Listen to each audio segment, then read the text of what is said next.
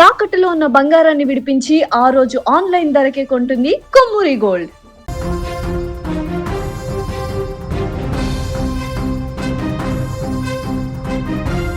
ఒక్కరిని కాపాడాలని బావిలోకి దిగారు.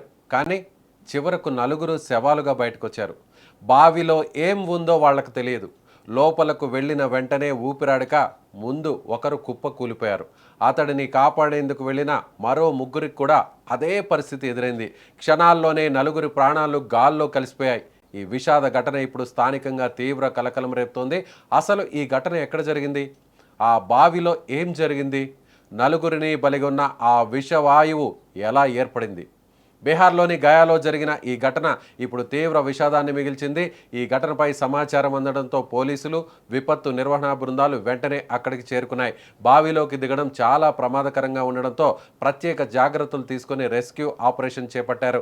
చివరకు నలుగురి మృతదేహాలను బయటకు తీసి హాస్పిటల్కు తరలించారు. అక్కడ పోస్ట్ మార్టం నిర్వహించేందుకు ప్రస్తుతం అధికారులు ఏర్పాట్లు చేశారు. అయితే ఈ ఘటనలో అందరినీ షాక్కు గురి చేసిన విషయం, ఒకరిని కాపాడేందుకు వెళ్లిన ముగ్గురు కూడా ప్రాణాలు కోల్పోవడమే.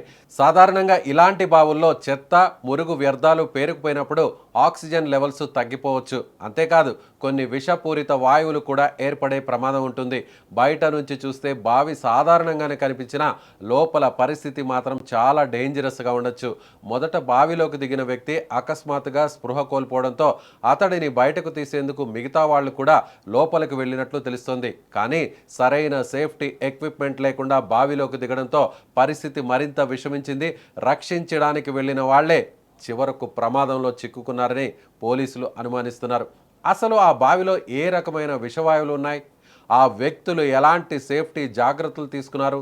భద్రతా ఏర్పాట్లు ఏమైనా చేశారా అనే కోణాల్లో అధికారులు విచారణ చేస్తున్నారు. బావులు, సెప్టిక్ ట్యాంకులు, డ్రైనేజ్ గుంతలు లాంటి క్లోజ్డ్ స్పేసుల్లోకి ఎట్టి పరిస్థితుల్లోనూ నేరుగా దిగకూడదని, లోపల ఆక్సిజన్ ఉందా, విషవాయువులు ఉన్నాయా అనేది ముందుగా చెక్ చేసుకోవాలంటూ ఈ ఘటన నేపథ్యంలో అధికారులు ఓ సూచన చేస్తున్నారు. అవసరమైన సేఫ్టీ ఎక్విప్మెంట్, రెస్క్యూ ఏర్పాట్లు లేకుండా లోపలికి వెళ్లడం ప్రాణాలకే ప్రమాదమని తెలియజేస్తున్నారు. గయాలో జరిగిన ఈ ఘటనలో కూడా మొదట ఒక వ్యక్తిని కాపాడాలనే ప్రయత్నమే చివరకు నలుగురు ప్రాణాలను బలిగొంది. ఈ ఘటనతో స్థానికంగా విషాదం నెలకొంది. నిజానికి అసలు ఆ బావిలో ఎలాంటి విషవాయువులు ఉన్నాయి? ఇంతకు ఆ బావిలో ఏం జరుగుతోందనేది తెలియాల్సి ఉంది.